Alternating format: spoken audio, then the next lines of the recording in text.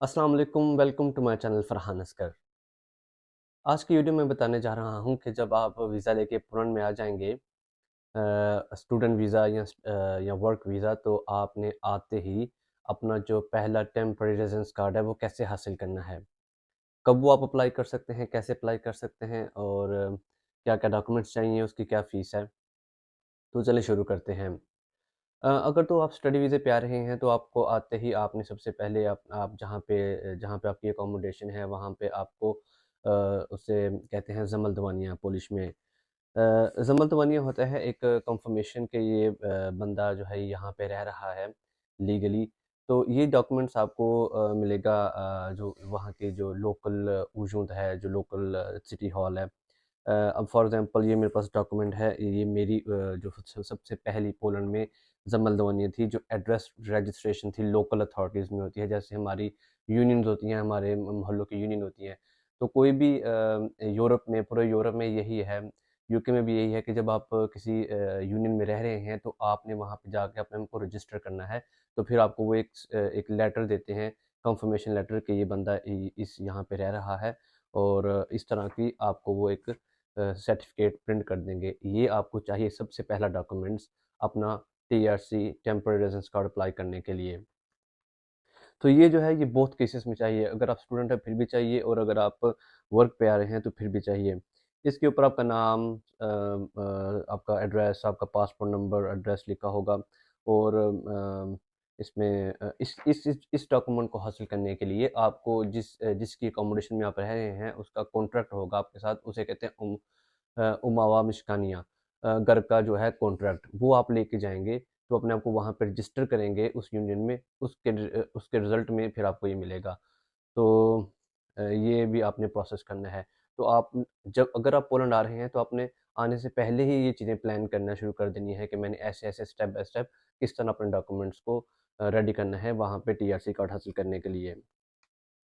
तो अगर आप स्टडी पे हैं तो आपको बैंक स्टेटमेंट भी चाहिए। जी, आपने देखना है कि आपकी कितने फ़ीस रहती है और आपके महीने के क्या एक्सपेंसेस हैं, कितनी देर का कोर्स है, साल का, 2 साल का, उसी लिहाज से आपकी बैंक स्टेटमेंट वेरीज़ करेगी आपकी स्टडी के लिहाज के, ड्यूरेशन के लिहाज से।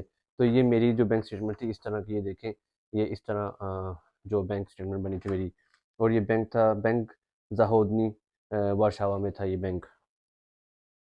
तो इसके अलावा फिर आपको अगर तो आप स्टडी पे हैं तो आपको जो आपकी यूनिवर्सिटी है वहाँ से आपको 2 लेटर चाहिए होंगे, ठीक है?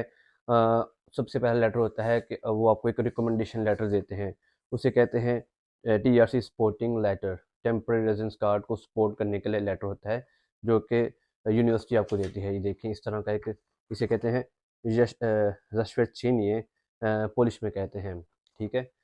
सर्टिफ़िकेट है ये यूनिवर्सिटी आपको इस तरह का एक लेटर दे देगी कि इस बंदे को, ये बंदा है, इसका XYZ है और ये यहाँ पे ये कोर्स कर रहा है, तो हम इसको जो है रिकमेंडेशन करते हैं कि आप इसको जो है वो कार्ड दें। तो एक रिकमेंडेशन है।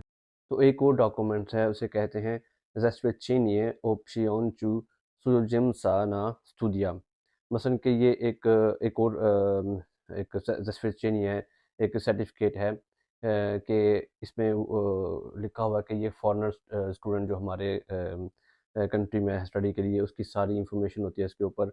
उसका नाम, उसकी डेट ऑफ़ बर्थ, उसका किस सिटी से है, किस कंट्री से है और उसका कोर्स की सारी डिटेल लिखी होती है, ये कोर्स कब से ले कब तक है और यूनिवर्सिटी का सारा डेटा होता है और इसके अलावा जिस डेट से इसका कोर्स है, इसमें सारी डिटेल लिखी होती हैं। तो ये 2 लेटर आपको चाहिए, ठीक है? ये डॉक्यूमेंट्स और 2 एप्लीकेशन फॉर्म अपने साथ लगाने हैं और आपकी तस्वीरें होंगी और इसकी जो फ़ीस है, वो 340 ज़लोटी है, ठीक है? और जब आपका ये प्रोसेस हो जाता है, तो उसके बाद आपको वो डिसीजन देते हैं, इस तरह का आपको वो डिसीजन मिलेगा। ये देखिए, ये डिसीजन लेटर है, ठीक है? ये डिसीजन लेटर आपको मिलेगा तो आपने फिर 50 ज़लोटी जमा कराने हैं कार्ड के लिए, वो आपको रेज़िडेंस कार्ड देंगे, बायोमेट्रिक रेज़िडेंस कार्ड होता है। तो देखें, अब हम देखते हैं कि कितना टाइम लगता है टीआरसी मिलने में। जहाँ तक मेरा प्रोसेस, मेरी जो केस था उसमें अगर देखा जाए तो देखें, मैं पहुँचा था वहाँ पे मैं 10 मार्च को मैं पहुंचा था पोलैंड में। तो उससे आप अंदाज़ा लगाएं कि 14 अप्रैल को मुझे डिसीजन मिल गया था। ठीक है, 10 मार्च को पहुंचा और 14 अप्रैल को मेरे पास डिसीजन था। तो अगर तो टीआरसी मिलना कोई मुश्किल नहीं है, ये सिंपल एक प्रोसेस होता है, इसमें कोई इंटरव्यू कोई ऐसा मसला नहीं होता।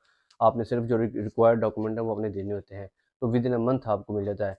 तो अगर आप वर्क परमिट पे आए हैं तो आप आते भी अप्लाई कर सकते हैं इमीडिएटली, जैसे कि मैंने किया है। देखिए, मैं 10 मार्च को वहाँ पे लैंड किया था और मैंने जाते ही ये प्रोसेस शुरू कर लिया। यूनिवर्सिटी से लेटर लिए, अपना जो जमालवानी एड्रेस अकोमोडेशन का वो मैंने सर्टिफिकेट बनवाया जो कौंसल का। फिर मैंने बैंक स्टेटमेंट बनवाई और एप्लीकेशन फॉर्म फिल की, तस्वीरें लगाई और फिर वहाँ पे जो ऊजुन वोइवोज की है, जिस शहर में भी आप जा रहे हैं वहाँ पे अपने जाकर डॉक्यूमेंट जमा करवा देने हैं। ठीक हो गया। लेकिन अगर वर्क परमिट पे हैं तो फिर आप को मैं ये सजेस्ट करूँगा, रिकमेंड करूँगा कि आप एटलीस्ट 1 महीना काम करें और जो उसकी सैलरी बैंक में आएगी और फिर आप जहाँ पे काम कर रहे हैं उनसे भी रिकमेंडेशन लेटर भी लें और फिर इसके अलावा जो काम का कॉन्ट्रैक्ट है वो भी साथ लगाएँ। बैंक में जो आप थोड़ी बहुत बैंक स्टेटमेंट उसमें पैसे भी हों, वो बैंक स्टेटमेंट निकलवाएँ। ये सारे डॉक्यूमेंट साथ लगा के आप जमा करवाएँ, 340 ज़लोटी फ़ीस है और फिर आप विद इन अ मंथ आपको जो है वो दे देते हैं इसका डिसीजन। तो डिसीजन आता है तो फिर 50 ज़लोटी वो लेते हैं फ़ीस कार्ड की और कार्ड भी जो है वो विद इन अ वीक आपको मिल जाता है। तो ये थी वीडियो। अगर आप पोलैंड में आ रहे हैं या पोलैंड में नए आ चुके हैं और टीआरसी कार्ड अप्लाई करना चाह रहे हैं, तो ये सिंपल सा प्रोसेस है। टीआरसी कार्ड मिलना कोई मुश्किल नहीं है, लेकिन उसके फ़ायदा ये होता है कि फिर आपको पासपोर्ट कैरी नहीं करना पड़ता। आप पासपोर्ट घर रखते हैं, किसी सेफ जगह पे रख दें और सिर्फ़ वो आप टीआरसी कार्ड अपने पॉकेट में या अपने वॉलेट में रख लें, अगर कोई भी कहीं भी आपको दिखाना है तो। इस कार्ड का ये फ़ायदा होगा कि आप पूरे शेंजन कंट्री में कहीं भी जा सकते हैं विदाउट वीज़ा और लेकिन याद रखिएगा इस कार्ड के ऊपर आप किसी भी यूरोपियन कंट्री में जाके रह सकते हैं, लेकिन नॉट मोर देन 90 डेज़।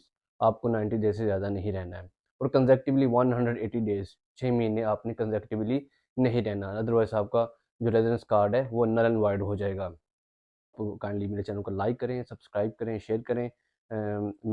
मेरी कोशिश होती है कि मैं क्वालिटी कंटेंट, क्वालिटी इन्फॉर्मेशन आपके साथ शेयर करूं, जिसका आपको रियल टाइम में फ़ायदा हो। तो thank you for watching and see you next video. Till then, अल्लाह हाफिज़।